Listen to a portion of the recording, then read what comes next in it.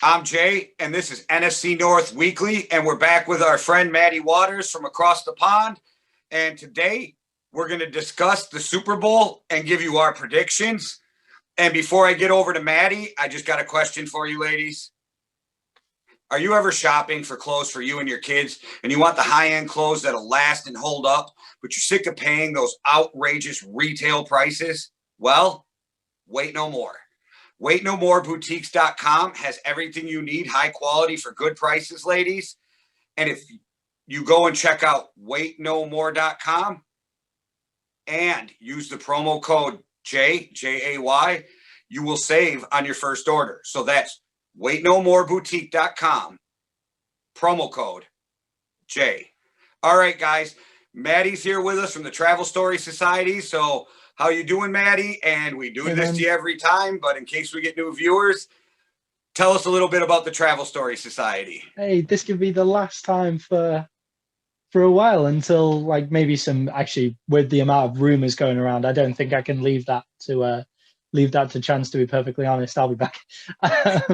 But yeah, we're the Travel Story Society. It was a website and a podcast set up by me and my girlfriend, basically out of boredom during the lockdowns here in the UK. We miss hearing people's travel stories. So we decided to set up a website where people could post blogs. It's called the travelstorysociety.com. So if you like reading people's travel stories and you like to write your own as well, or just fancy giving it a go for the first time, then please do get in contact with us. That'd be great.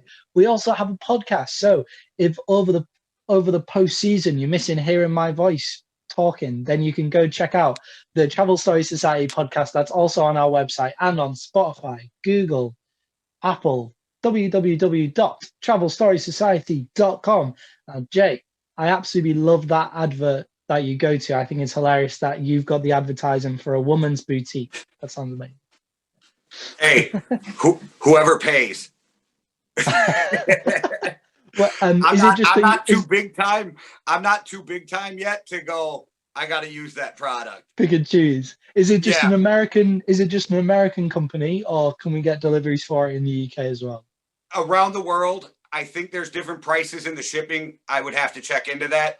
It's actually pretty cool, though. They do carry some Nike stuff and cool sweaters, and I've actually been on the website, so I'm just joking when I say anybody who pays. I do know a little bit about the clothing, and I didn't just jump into it, but it seemed pretty cool, and there was really good prices, good reviews, and I do know, honestly, a couple people who have ordered from it and really loved the shoes on there. There's some athletic shoes. I forget the name brand of them. Go check them out. People love them, say they're like super comfortable, and they're cheaper than getting Nikes or Reeboks. And because I'm sick of paying for full price for my girlfriend's clothes, so it'd be a good place to go for me. That sounds amazing.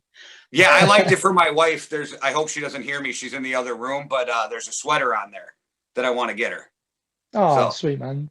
But anyway, women's fashion talk over. We're here to see if I can go 12-1, really. That's where we're at. New study last year shows 47% of all football fans are female.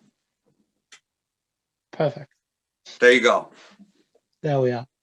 My girlfriend's a new convert, actually. After she sat here reading a book now, so she listens to me speaking about American football, and then she watches it with me as well on the night. So we've got a new convert here. American football has made it all the way to Latvia. Yep, and then I got my ass kicked by a Brit in picks, and the fact is you don't even live where they play football, so I don't know what that says about me, but whatever, we'll move on. So, you excited for Sunday? I'm really excited. Not only just the game, but we make a whole big deal of it, like Super Bowl Sunday, food. And the funny thing is, now that my daughter's 21 and is never here, and we're in lockdown, it's going to be me and my wife, and I'm still going to make a bunch of food and watch the game and go from there. Yeah. So this is the first year where I'm taking it like very seriously. So it obviously kicks off at 11:30 for us, but we're going to make a whole day of it from about 1, and then we're going to start from 1 in the afternoon and go all the way to whatever time it finishes over here, like 4 in the morning. It's going to be great fun. I'm making I'm doing some barbecue, Kansas City beef brisket in honor of the Kansas City Chiefs making it to the Super Bowl. After me doubting them last week, I feel bad, so I've gone for the Kansas City beef brisket. And then we're going to be making some mac and cheese, whatever American stuff that we think of, chicken wings, fried chicken, yeah, and some nachos as well. We're going the full American. If you're going American, you need apple pie. Apple pie, right? Well, I can't bake, so we'll just have to buy one of them. Cynthia's on the apple pie, so we're all good. We've got this. Well, I can't even eat with you. I haven't eaten meat in 9 years, so my meals will be completely different than yours. But we are doing meatless wings. Yeah, man. Some veggie, like some pizza, but they'll have mushrooms and, green peppers, everything. And my wife will pick out 5 or 6 things else, I'm sure, because I've gotten really lazy with lockdown and I do grocery, either delivery or pickup. It's become really awesome. You just go online, order it, show up, they load it in your car. Yeah, that's that. We have to do that basically here. You're not meant to go to the shop, but okay, it'll be good. Yeah, so so we're really getting behind the Americanness in the house today on Sunday, and it's made me really excited about the Super Bowl. And most importantly, I'm excited because it's going to be a great game of football, isn't it? Yeah, I mean, anything can happen, but I see this being a tight game. Yeah. Even if it's a shootout or a 24-27 game, whatever, this thing I think is going to be tight. I'm really excited. Both of these quarterbacks are the type of quarterbacks where they can have 3 bad quarters, and then when the money's on the line, I ain't doubting either of them. Yeah. Both teams are stacked. Coaching is good. I don't know if you could ask for more. I love the idea of it's Brady, the GOAT, going against the only person who it seems like could topple him as the GOAT at the minute. Very excited about that. People comparing it's like if MJ and LeBron played against each other while they're both obviously both playing at the same time and stuff like that. So that is a really exciting dynamic. Also, 2 great offensive mind coaches. There's been a few Super Bowls that I've stayed up for until 4 a.m. and it's been a defensive grudge match. And you're like, oh my God, come on, go crazy. Start flinging the ball down the field. And with Andy Reid and Bruce Arians, I don't think we're going to be worried about point scoring. Yeah, and the weird thing is with the NFC North and being on the NFC North page, if you're older, like I'm in my 40s, you're in your 20s. So if you're older, you remember the black and blue division, the 3 yards and a pile of dust on every play, they hit you in the mouth, score 17 points at best and win, right? Now the NFL's changed, so the younger NFC North guys are looking at Rodgers and Stafford flinging it all over the field. So it's a lot different, too, with the NFC North fans because I really love a defensive hit you in the mouth game, but I also get excited about air it out. And I don't know which way this is going to go, but since you're in the lead and you keep kicking my ass, I'm going to go first. You go first, man. All right. I'm just going to put it out there. I got Brady winning at home, Super Bowl champion, 7 rings, 10 trips, the greatest of all time, that receiving core, but that's not why I'm picking them. Why I'm picking them is that defense. And I don't think you'll stop Patrick Mahomes, Travis Kelce, Hill, but I think they can slow them down enough where Brady can keep up with them. And if Brady's even close in the 4th quarter, that's where he goes. And that's his game where he thrives. And that's why he's the GOAT. It's not because he's put up the best numbers, got the best arm. You know what I mean? It's when it's crunch time, Brady's the man. I'm going for Kansas City. I don't think that we can finish this by agreeing on the same pick. Let's be real. So I almost went with Kansas City. I'm making the Kansas City dry rub, just to really give the team the backing as well. I think Kansas City's, you can't stop Kelce and you can't stop Hill together, and then Sammy Watkins apparently coming back as well. So that's another dimension. And I just can't see a way to stop them. I went against them last week just out of pure hope that somebody could get close to them and somebody make it competitive, but got absolutely blown out. And I'm not going to do that again. Patrick Mahomes is an absolute hero. But the reason that they're going to win it, because everybody knows their offense is amazing. their defensive line can get after Brady. So it's that's the way to beat Brady. The only way to beat him is to get after him. Whereas the defensive line of Tampa's better, probably better, but Mahomes will escape the pass rush. You have to get after Brady. And after seeing Brady throw those, 3 picks against the Packers, all under pressure, that's the kind of play that the Chiefs defense makes. Like the Chiefs defense gives up quite a lot of yardage, but comes up with the big plays that win the game. If the Chiefs can keep the Packers, can keep the Bucks under 35 points, then the Chiefs win. That's the game. But I do see there is quite a few ways how the Bucks can win. It's going to be a close game, hopefully a shootout, and obviously Tampa being the first team to play at home as well. That's a big deal. I don't care what people say about there not being as many fans. It's still a big deal. If the Bucks can run the ball and keep Mahomes off the field, they can win this game. The Kansas City also have a lot of offensive line injuries, so it's kind of shaping up to be a struggle for Mahomes to be able to get time to air that out to Hill.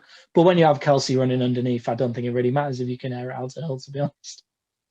And I don't disagree with anything you said, but with that said, and what's the old saying? Nothing really matters before in a conversation before the word but. But I agree that you want it to be a shootout because that helps the Chiefs. That's in the Chiefs' favor. I think, again, Tampa Bay comes out with, we have to score. They're going to have that mentality. But I think they're also going to have the mentality, let's slow down the game. Let's eat the clock. Let's run the ball. Let's play action. Again, like I said last week, easy to keep saying, but most defenses want you to go 10, 12, 15-yard or 15 play drives because sooner or later you'll screw up. Well, Tom Brady thrives in 10, 12, 15-yard drives, 15 play drives. So I think Tampa wants that to control the clock, keep Mahomes off the field. So for me, for Tampa to win, they have to hold the Chiefs under 27. Yeah. And I think that comes with ball control and defense, not just defense. And Winfield and is it Whitehead? Yeah, being back are huge for that defense. That is massive. Plus, I think you're right. Where you get Brady is up the gut pressure in his face, like Tampa did to Rodgers. Like they pushed and then blitzed from the side so Rodgers couldn't escape. But they pushed up the gut and made him feel uncomfortable. That's how you get to Brady. But Brady can get rid of the ball quick, and their arsenal of weapons should really help him. And AB is going to be in that game. They ain't missing the Super Bowl. Winfield ain't missing the Super Bowl. So I think it's going to be really awesome. And you're going to see two of the top safeties in the NFL playing against each other. I know Winfield's a rookie, but that kid's balling. And the Honey Badger may be the best safety in the NFL. Yeah, well, I think any team with the Honey Badger is able to take away deep shots down the pitch. Like, obviously, you have, like, the Tampa have some amazing weapons. They have Evans, Godwin, Antonio Brown. They have Scotty Miller. And big shout out to Scotty Miller for backing himself. Didn't he say he was quicker than Tyreek Hill? Didn't he say he could outrun Tyreek Hill this week? Yeah, he said he could race against Tyreek Hill. Like, what a guy. Fair enough. Like, I think he loses, but I'd like to see it. I think it's closer than people would give Miller credit for. The way that he blew up that the Packers cornerback. If I'm wrong on this, I'm sorry, but I think Tyreek Hill qualified for the Olympics but never went. Yeah, I think he did. I've heard that as well. Tyreek Hill beat Scotty Miller, but fair enough to Scotty Miller for backing himself. You should think you're going to beat him. Yeah, I like that. I like the attitude. But the Tampa Bay have some amazing weapons. I just think, I don't know, like if you can get to Brady up the middle, then the Packers managed to get to Brady up the middle, and he was throwing interceptions. Now they say Brady's not a mobile quarterback. He's just a different type of mobile. He's able to Move in the maneuver pocket. well in the pocket, So if you're able to push him wide, but and Tampa have proven they've got a good offensive line. Like Tristan Wirfs is one of my players of the season for Tampa. He's been awesome. Like, so if you can push them out and then give Brady a shot up the middle to be able to throw it deep down, then that's fine. But I don't know. I don't see them holding the Chiefs to under 30 points. Tampa win if they win the time of possession by a large margin. Like Tampa can't win if they've got less of the ball. I could see Kansas City coming out and running this ball the first drive. Like just to say, by the way, we can run this on you as well. You know? And then the rest of the game, they're throwing it downfield because Tampa are then screwed if the Chiefs can run the ball. But the way that Fournette's been running, I can definitely see a Tampa win. But I just think the Chiefs have enough in their arsenal to score more than 30-odd points. And I don't disagree. Like, if the Chiefs win, I'm not going to walk away shocked. You know what I mean? Like, oh, shit, what happened? You know? But, like, if the Bears would have beat the Colts years ago, I'd have been freaking shocked. But I'm not shocked if either team win this. I just think Tampa does not have to complete deep balls. They just have to take 4 or 5 shots to keep the Honey Badger back so he's not lurking at the line of scrimmage. If you don't take that shot, Tyrann Mathieu is going to creep closer and closer throughout the game to that line where your underneath stuff's going to be taken away and your running game's going to be taken away. So 3 to 4 times a game, Brady's got to take a shot to Miller or AB or Godwin down the field. He's got to take the shot. If you complete it, great. If you don't, you at least keep the Honey Badger back in that 20 yards back instead of 3 yards from the line of scrimmage. You saw you felt like the Bucs were going to win the game against the Packers once they completed that shot down the field to Godwin. Yeah, like that's when they started to be able to kind of do whatever they want. It's when Fournette ran his touchdown in with that spin move because there was less people on the line because Godwin caught that ball downfield. It's when the under routes to Scotty Miller kind of came open and stuff like that as well. And they will take the shots downfield. What they'll probably do is they'll come out first offensive possession. They'll take 2 shots downfield and don't mind taking the 3 and out or not getting any points on their first drive. Like it's just to set it up. And then you've kind of got Brady ball more open. So you go Bruce Arians out the gate and then you turn into Brady ball after, which is under routes with the odd shot down the field. And it's going to be a great game. And I'm interested to see what you think on the battle between Mahomes and Brady. Like obviously Mahomes is a more talented quarterback, like he's younger, but mentally, who do you think's in a stronger position, Mahomes or Brady? Like Mahomes has just come off a Super Bowl win. He's proven that he doesn't need to play that well in the regular season to go, what did they go, 15-2, and then just coast through the playoffs, it kind of seems, apart from when he got injured against Cleveland. So he's coming off strong, whereas does Brady need to win this to say that he's the reason that they won all those Super Bowls and stuff like that? I think he already proved the argument between Belichick and Brady. I'm a firm believer that they needed each other at some point. And I believe the first couple Super Bowls were Belichick and the last few were Brady. But Brady broke that mold of Belichick was the reason, and he's a system quarterback. You can no longer say that because every quarterback is a system quarterback. If they're winning in a system. So to answer your question, I went through it like this when I was picking the game, right? Defense. I'll give it to Tampa. Offensive line is almost a push, but I'll take Tampa slightly, but I don't know if I'm right on that. Just only because of the injury. You definitely take Tampa because of the injuries. Right. And then, so I got through running backs. I think they're a push probably, right? Equal. Receivers, I think the Tampa's deeper, but I will take Hill and Kelsey over anybody. So that's Kansas City. So I think it was going back and forth, and I got the quarterback, and I'm like, Mahomes can score 21 points in 2 minutes. But if you give Brady the ball at the end of the game with a chance to win, you're going to win. So Mahomes is the more spectacular, talented quarterback.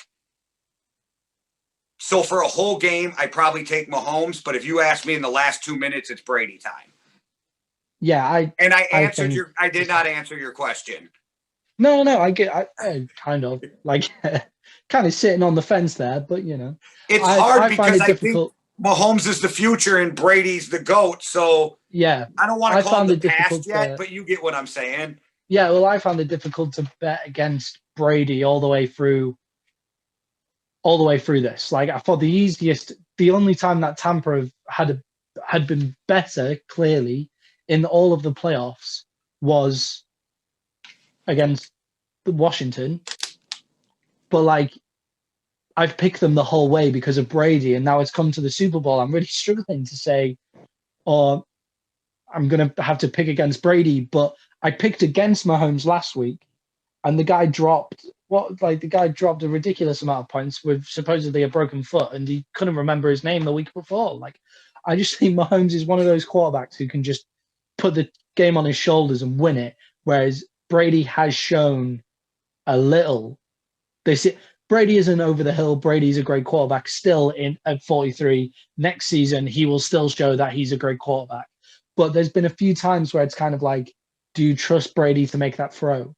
Do you trust to go win to continue the game? Do you trust Brady not to throw a pick if he's getting pressed down the middle? Whereas with Mahomes, I trust him to play his best no matter what the situation is in front of him, especially after last week where he's playing a talented Buffalo Bills team and just tore them apart. Yeah, you're in a lose-lose situation if you bet against either of these guys. Yeah, exactly. Yeah. The only thing is, and somebody tell me if I'm wrong, seriously, but I cannot remember a Super Bowl, even when they lost, that Brady played bad. Yeah, they lose to the Eagles, and Brady scored or has more yards than anybody in Super Bowl history. They lose to the Giants one of those games. Well, Brady hit Moss for the game-winning touchdown. The defense just couldn't stop him. And then I don't really remember if I'm blending the two games or not, but the catch game with Tyreek or I forget his name. Where Rodney Harrison could have just knocked it right out of his hand, but not blaming Rodney. You know what I mean? Like, it's just like, I don't know if Tom's ever played a bad Super Bowl, even though he's lost 3. Yeah, well, he was a little rough against the Rams, but like they out-schemed them so much that it didn't really matter how. Yeah, I was thinking of more losses than wins. You know what I mean? Yeah. Yeah. Okay. Yeah, I get what you mean. I still don't think you can say he played badly in that. Like he did enough to win, that's kind of the Brady mantra, isn't it? Super Bowl, he didn't have a ton of yards, but he drove him right down the field and got Vinatieri in field goal range, and then Vinatieri, being the GOAT at kicking, took him home. Well, that's kind of like Brady's whole MO, isn't it? Just doing enough to win. And I honestly can see him doing it against the Chiefs. I can see him saying, "Oh, we just need to score this many points," and that is exactly how many points he will score. And there was that game. There was the blowout, New England versus not the blowout, the New England versus the Chiefs, where it was just one of the greatest playoff games of all time. And Brady showed that he can engage with Mahomes scoring a ridiculous amount of points. So you just feel bad betting against any of them. But I just think Mahomes is the one that's coming off. They're setting up a dynasty, whereas this is feels like maybe a 1-time, 2-time thing for the Bucs. And I just don't see Mahomes letting go. Like their switch turned on against the Bills. It's almost like that's where their season started against the Bills. That's so ridiculous, isn't it? And they won the game. It's almost. I watched Travis Kelce on Shannon Sharp's podcast, Club Shay Shay. Yeah.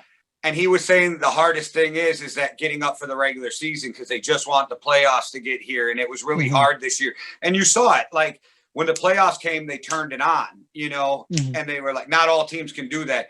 But I agree with you. If the Bucs miss it this year, it's tragic for them, because you got a 1 more year window and you're not guaranteed to get back. Yeah, they've got 1 more year, and obviously, and you got to re-sign Godwin and other people to even have the window again. Also, AB, and I don't think that Tampa's going to have the same problems they had last week. with drops because I think it was nerves. And now that they won an NFC championship game, I think, and they're at home, they get to sleep in their bed all week. They don't have to fly in. I think this is huge. And people don't think it's as big of a deal because of the fans. Yeah. As somebody who played sports, and I never played sports in a stadium with 80,000 people, so that's not what I'm saying. But I played in some loud places, right? And I forget the crowd's even there a couple minutes into a hockey game or a football game, except when it's overwhelming. And I think that just being at home and that comfort of being in your own stadium, in your own bed, on your sidelines, and seeing the scoreboard you see all the time, that stupid shit really plays a big factor. Yeah, well, I think everybody kind of says, oh, the cold weather teams, they're the ones who want to play their games at home because the other team. Florida is a humid place, man. It is. I've been to Florida. I can't hack it. It's really like sweating bullets. Like, obviously, Kansas City have played in Tampa. Like they know, they kind of know what's going on. It should be fine. But at the same time, like it is humid. It's a totally different challenge, and Tampa will be ready for that. Tampa will be ready for the humidity, and Kansas City will be ready for the humidity as well. Like last week, we didn't pay too much attention to the winter conditions, and the week before at Lambeau, we said, "Oh, look, Tom Brady has played in the cold. A lot of those players have played in the cold. It'll be the same for the Chiefs. They'll have players who've played in Florida quite a few times and stuff. So it won't be that big of a deal. But the home stadium is a fact. And to become the first team to play in a home game and a home game Super Bowl, and to be the first team to then win that home game at the Super Bowl, that could drive them. And we've been saying that this whole playoff time, Brady has the biggest chip on his shoulder you will ever see. And his team wants to win one for Tom. I'm telling you, they want to win one for Tom. Team wants also, to win one for Heat, Tom. I don't think the Heat or anything will affect Kansas City on the fact that, well, when I was 18, I lived in Alabama, but I worked in Pensacola, Florida. But no offense to anybody in Florida, their freaking weather is miserable in the summer. But because of the time of year, it should be about 70 something, not super humid. And I think, don't get me wrong, I think Kansas City is going to be up to play. They have experience. I don't know how many people besides Tom on Tampa have really been to a Super Bowl, but I do think there's a big, we're going to win this for Tom. Yeah. I think that gives you extra motivation. I really believe Pittsburgh, let's win one for Jerome Bettis, really helped. I think like Denver, let's win this for Peyton, really helped. I do.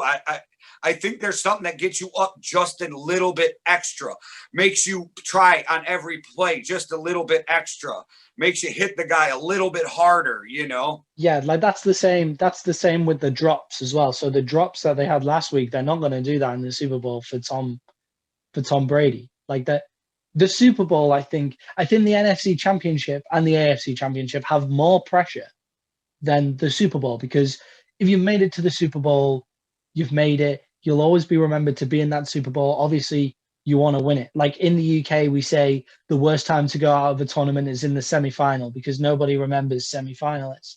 But you've made it to that Super Bowl. So even if you don't get the ring, you can be proud of your season. And there's no shame in losing to the Kansas City Chiefs. No, there's no shame in either of these teams losing. You know what I mean? Yeah, so that pressure. You keep your head up and you had a great season and Yeah, so that pressure kind of comes off, and that I think that works in Tampa's favor, because it just seems like Kansas City don't feel pressure.